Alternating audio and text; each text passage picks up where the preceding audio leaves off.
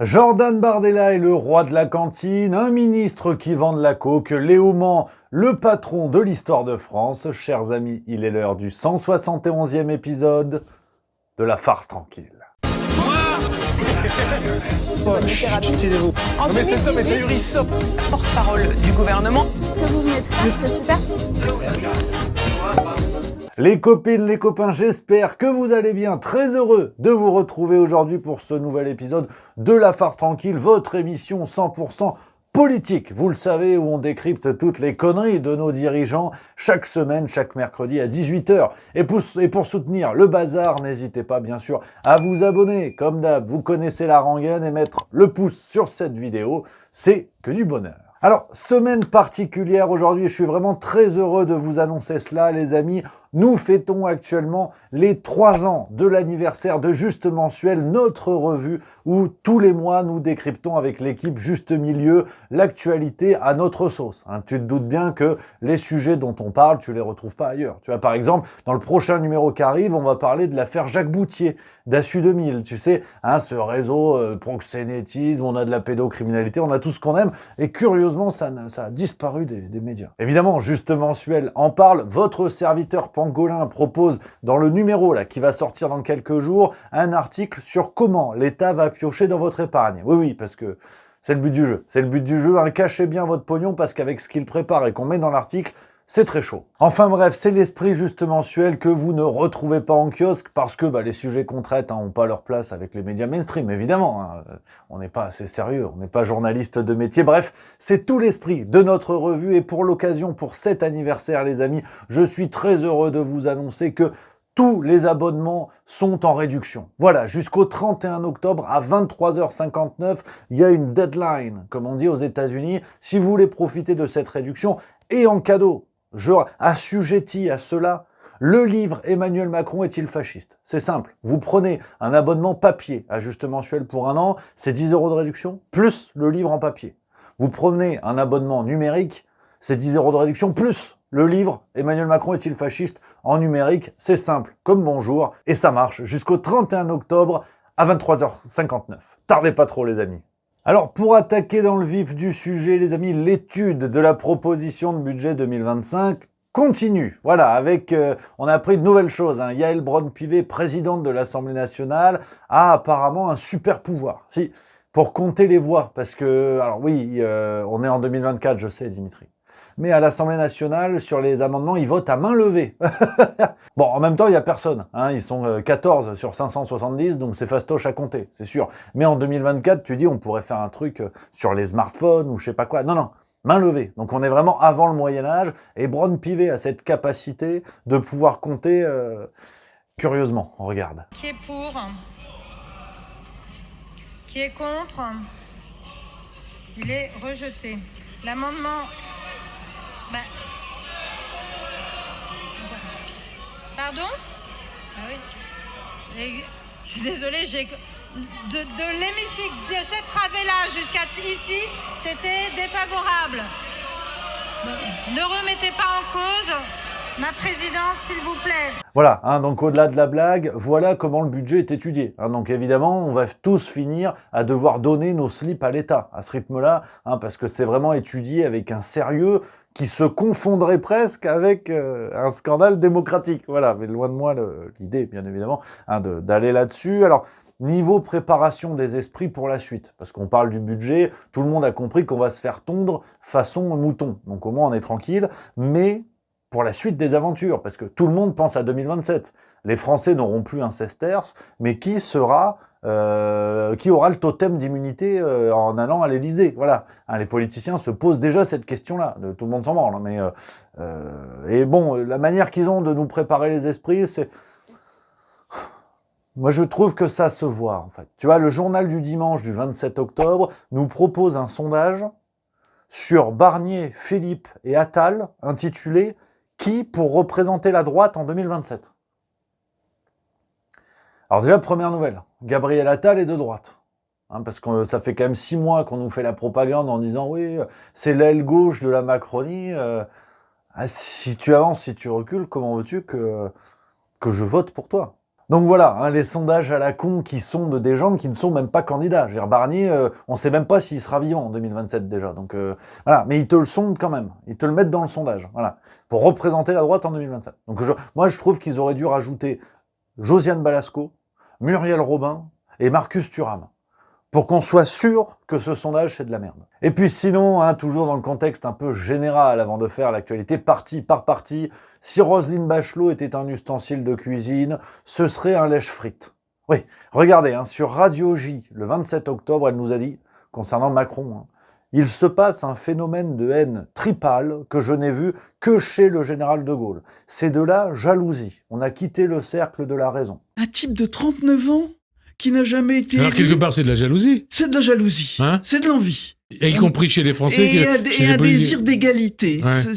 C'est injuste. Voilà, donc apparemment Roselyne Bachelot, je ne sais pas ce que lui a fait Macron, mais sur la configuration écart d'âge, il y a peut-être moyen d'un coït. Après, je ne me pronostique pas trop, hein, c'est pas mon métier, mais elle l'aime bien. Hein. Et les amis, sinon, je suis très heureux de vous donner rendez-vous à Nice, les copains, le 7 novembre, voilà, sans aucune transition, 7 novembre 2024, au Théâtre de la Cité pour le spectacle Zinzin, la tournée repart de plus belle, on prépare des choses de fou pour 2025, les amis, vous le savez, c'est que du bonheur d'aller à votre rencontre, et pour moi, c'est que du bonheur de lâcher les chevaux. Hein, je vais plus loin que dans les vidéos, on est sur scène, on est entre nous, donc c'est que du bonheur, et la prochaine date, le prochain arrêt de la tournée, Nice, Théâtre de la Cité, 7 novembre, il reste encore quelques places, lien en description, et surtout, si vous avez envie de nous aider, n'hésitez pas à partager ce lien autour de vous, c'est grâce à vous, cette aventure encore en toute indépendance. Alors, je compte sur vous et hâte de vous voir à Nice, au pays de Ciotti et Estrosi. Alors, dans l'actualité partie par partie, on commence avec La République en marche arrière et la bonne vieille tradition des aveux après avoir dégagé. C'est Elisabeth Borne, Tati Vapote, hein, qui a sorti son livre « Comment j'ai arrêté de fumer en 60 ans ?» Non, pas du tout, pas du tout. Ça s'appelle « 20 mois à Matignon ». Voilà. Moi avec un S, voilà, parce que sinon on pourrait se dire, merde, peut-être que c'est la bagarre d'ego. Non, non, non.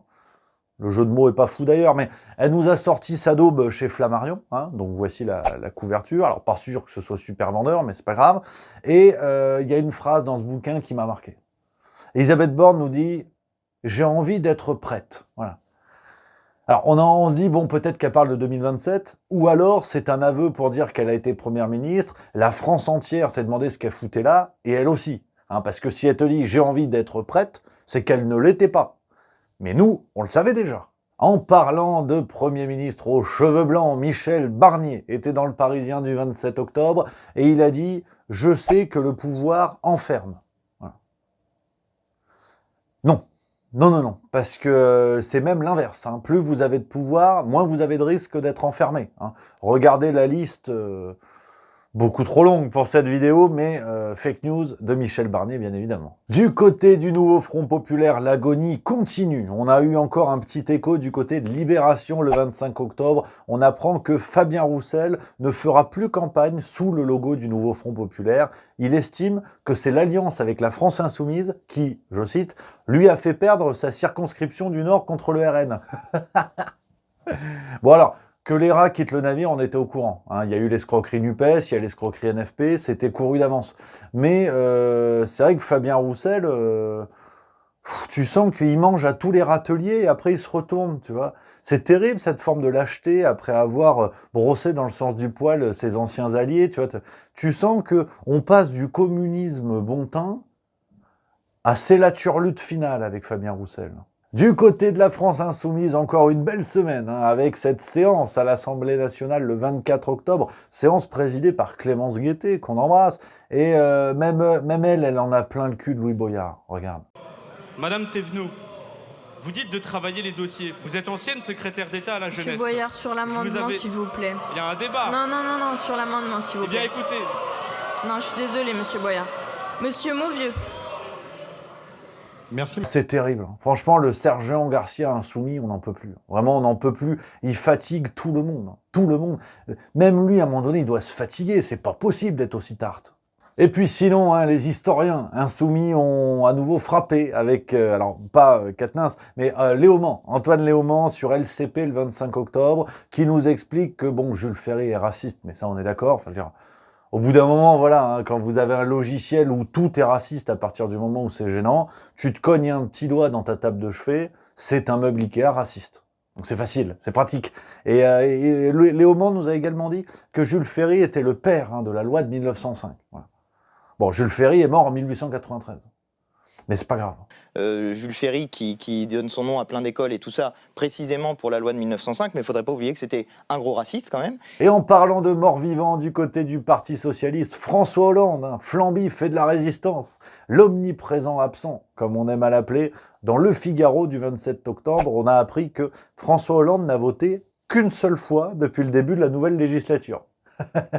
ouais. Contre, par exemple, 107 fois pour Mathilde Panot, 80 fois pour Sandrine Rousseau, donc pour vous donner une idée du décalage, et zéro prise de parole pour François Hollande, zéro prise de parole au nom de son groupe, c'est vraiment que du plaisir. C'est... Déjà président, c'était une pompe à vélo, alors maintenant député, c'est le cirque Pinder. Mais pourtant, là où Flamby est quand même très très bon, c'est qu'il trouve le temps d'aller sur France 5 pour faire des leçons pour la présidentielle. Écoute. Dites à David Revaud-Dallon, je ne suis pas indifférent à 2027. Ça veut dire que vous pourriez être candidat en 2027. Non, ça veut dire tout simplement que l'élection principale, c'est l'élection présidentielle.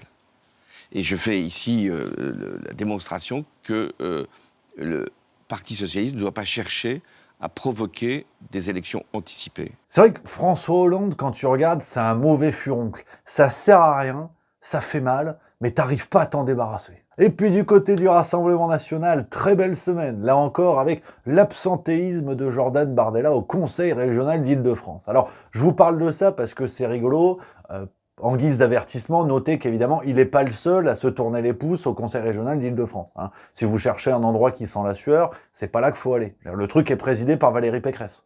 Donc voilà, c'est une association de joueurs de bowling présidée par Ed Charles. Donc tu sens qu'il va se passer pas grand-chose, mais Bardella est quand même le symbole de l'escroquerie. Dans Libération du 27 octobre, on apprend cette fameuse technique dans les milieux politiques de la cantine gratuite. Ah, je sens, Dimitri, que tu es en train de t'énerver, vouloir mettre un coup de tête dans ta porte. Ne le fais pas, c'est elle qui va gagner. Mais on apprend, c'est assez extraordinaire. Alors déjà, c'est 2661 € brut pour participer à cette escroquerie. Déjà, on est pas mal. Et on apprend que la cantine est gratuite, qui plus outre, et qu'il suffit de signer avant le repas la feuille de présence de la séance du matin, de 9h à 11h en plus, elle n'est pas très grande, puis après les agapes, celle de 14h pour indiquer sa présence pour l'après-midi. Donc en fait, Bardella et certains autres d'autres camps, évidemment, mais Bardella, il déboule, il va bouffer gratuit, il signe la feuille de présence et il est compté comme présent. Il n'a pas mis un pied en réunion. Et après, il te parle d'assistanat. Et puis sinon, le féminisme en bois du Rassemblement National qui a été exposé par Le Monde dans un article du 27 octobre qui évoque le plan Matignon, c'est du Rassemblement National. Ils étaient sûrs de devenir Premier ministre, bon finalement bubule évidemment. Et ce fameux plan Matignon qui s'est un peu pété la gueule avec un aveu d'Edwige Diaz, vice-présidente du RN et députée, qui évoque au moment de l'arrivée de Ciotti. C'est quand Docteur d'Enfer il s'est énervé, il a rejoint le RN. Là, c'était le bordel, parce qu'il y avait des circonscriptions qui étaient déjà attribuées à des candidats RN, et fallait les donner aux potes de Docteur d'Enfer. Et Edwige Diaz, elle nous dit, écoutez bien, c'est croustillant, on s'est rendu compte qu'on ne respectait pas la parité. Il a fallu rappeler des hommes pour qu'ils laissent leur place, et attribuer beaucoup de circonscriptions plus faibles à des femmes. On s'est retrouvé avec de braves gens investis sans en avoir forcément la carrure. Ah ouais, non, ça c'est la politique, voilà. Ça c'est bien, ça c'est la politique avec des convictions. Nouvel exemple, cette fois-ci du côté du RN. Du côté d'Europe Écologie Les Verts, Sandrine Rousseau continue de nous régaler. Le 25 octobre à l'Assemblée nationale, elle fait un bras d'honneur, voilà, à un député RN. Alors, dans la foulée, forcément, parce que ce serait quand même un symbole du virilisme. Qu'est-ce que ça veut dire? Est-ce que les femmes seraient des connards comme les autres? C'est pas. Alors, elle s'est excusée, Sandrine Rousseau, forcément. Écoutez la gueule des excuses. Présidente, alors le geste que j'ai entamé, que je n'ai pas terminé, mais que j'ai entamé, n'avait pas sa place dans cet hémicycle, et donc je présente mes excuses à l'ensemble des députés présents. Merci. Voilà, ça compte pas parce qu'elle n'avait pas fini le geste. Ça marche que quand tu fais un bras d'honneur, parce que dans bien d'autres situations, même le début du geste, ça fait mal. Donc voilà les amis pour cet épisode. Alors on ne se quitte pas comme ça et on finit bien sûr avec les pépites de la semaine. Cette semaine, on a monsieur Le Chypre, journaliste et sosie de Barbapapa, mis en PLS par François Ruffin sur BFM le 27 octobre au sujet des activités de Total. C'est croustillant. Total fait le choix de mettre ses activités là où il y a le moins d'impôts. Bizarrement, il faut leur activité là où il y a du pétrole. Alors, aux Pays-Bas, il y a beaucoup de pétrole. Dites-moi s'il y a beaucoup de pétrole aux Pays-Bas. Mais non, mais vous avez l'air de connaître bien. Le journalisme au sommet, avec cet article de Marianne du 27 octobre toujours, qui nous dit « Macron nous a-t-il menti sur le dérapage des finances publiques ou fait-il preuve d'une grande cécité ?» Il y a bien qu'eux qui se posent la question. Hein. Et puis enfin, les cancres du fond de la classe ont décidé de ne pas se lever. Louis Boyard et Sébastien Delogu à l'Assemblée nationale, ça donne ça. Bon, du coup, Louis, comme on s'en fout de la présidente, nous, qu'on va pas se lever, tu peux nous expliquer, s'il te plaît? Donc voilà les copains, j'espère que vous avez passé une belle vidéo, un bon moment. On va se retrouver très bientôt sur Juste Milieu pour de nouvelles bêtises. En attendant, vous pouvez vous abonner et découvrir les précédentes vidéos. J'avais oublié mon texte, j'en ai pas. Donc voilà, je vous embrasse et on se retrouve très vite. Surtout, gardez la banane, on est ensemble.